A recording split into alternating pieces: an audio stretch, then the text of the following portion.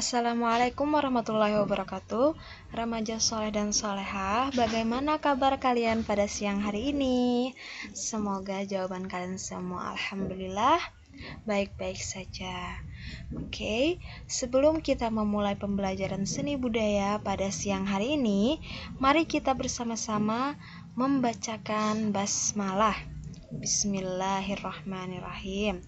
Oke, sebelum Ustazah menjelaskan materi baru, kita akan sedikit mengulang dulu ya materi yang sudah kita pelajari di pertemuan sebelumnya tentang level gerak tari. Oke, jadi review sedikit ya. Kalau kalian ingat apa itu pengertian level gerak tari, maka kalian pasti bisa memahami dua gambar ini. Oke. Level gerak tari adalah perbedaan tinggi rendahnya suatu gerakan yang dilakukan oleh seorang penari. Jadi, fokusnya adalah pada posisi si penari. Apa maksudnya? Yaitu kalau mereka berada di posisi yang sangat tinggi, misalnya melompat atau terbang, maka berada di level gerak yang tinggi. Kalau posisinya itu sedang-sedang saja, yaitu di posisi tengah, tidak terbang atau melompat, tidak juga duduk atau terlentang atau berbaring, maka level gerak tersebut adalah sedang.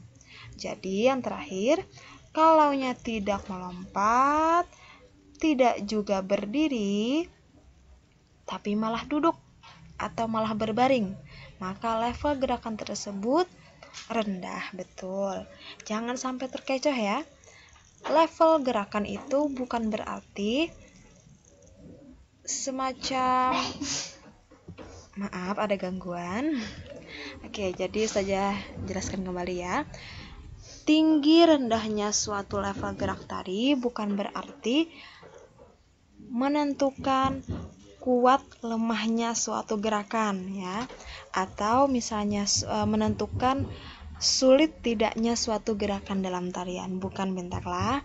Ada gerakan yang pada level tinggi, misalnya melompat, cukup sulit, tapi kalau dibandingkan dengan tarian yang berlevel rendah, misalnya tari saman, terlihat mudah saat dilakukan, ternyata level rendah tersebut juga sulit karena memerlukan kecepatan dan ketepatan. Oke, kalaunya yang melompat tadi biasanya hanya membutuhkan tenaga dan kekuatan, seperti itu ya. Jangan sampai terkecoh. Oke. Sekarang kita bisa lanjut ke materi baru karena kita sudah mereview materi sebelumnya. Oke, mari kita mulai. Nah, kira-kira dari gambar ini ada yang tahu nggak nih materinya apa gitu? Ada sekelompok orang, berarti ini tari kelompok.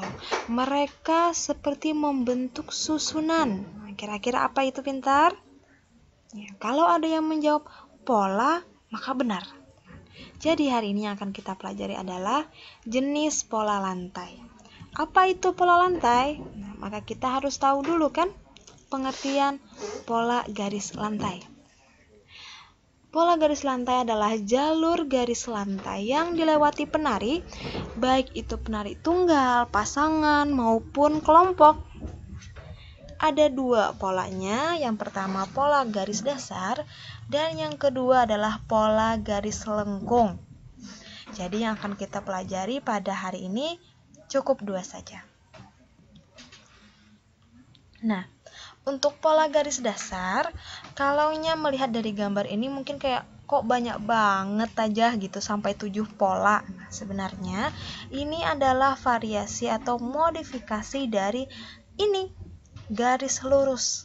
Nah, garis lurus bisa membentuk segi 4, bisa membentuk langkah bentuk U, bisa juga zigzag, bentuk S, pola segitiga ataupun segi 4. Lanjut. Nah, ini contohnya untuk polanya. Ini yang garis lurus, ini yang segi 4, ini sama yang garis lurus ya, yang ini horizontal, yang ini vertikal. Yang kedua itu pola garis lengkung. Nah, Seperti yang terlihat di gambar, maka kalau berhubungan dengan garis lengkung, yang dimaksud adalah pola setengah lingkaran dan lingkaran penuh. Nah, untuk setengah lingkaran bisa jadi setengah lingkaran di depan atau setengah lingkaran di belakang. Nah, kalau ini berarti setengah lingkarannya menuju belakang. Kalau nanti yang di tengah ini mundur ke belakang sini dan membentuk setengah lingkaran seperti ini misalnya, nah maka itu setengah lingkaran ke depan. Pintar. Dan untuk lingkaran penuh bisa juga lingkaran tersebut dua lingkaran membentuk angka 8 misalnya, angka yang tidak putus-putus, itu juga bisa. Sekarang mari kita lihat contoh-contohnya. Nah, ini pola segi 4, betul. Yang ini? Iya, betul. Ini pola lingkaran. Ada yang tahu ini tari apa? Kalau ada yang menjawab tari kecak, maka benar. Nah, ini garis lurus tentu saja. Ini setengah lingkaran. Oke. Wah, sudah ke ujung nih, sudah habis. Iya, karena materi kita hari ini cuma 2, pola garis dasar dan pola garis lengkung. Nah, gak banyak-banyak materi kok. Kalau banyak nanti kalian pusing, ya. Dan hari ini tidak ada tugas, tidak ada penugasan. Jadi kalian hanya perlu membaca ulang materi pola garis dasar atau jenis-jenis pola garis dasar dalam menari, dan yang Ustazah inginkan adalah kalian pahami, karena pada pertemuan selanjutnya kita akan ada sedikit kuis dan latihan. Jadi untuk hari ini cukup materi saja. Terima kasih yang sudah mau menonton dan memperhatikan dengan baik dan seksama.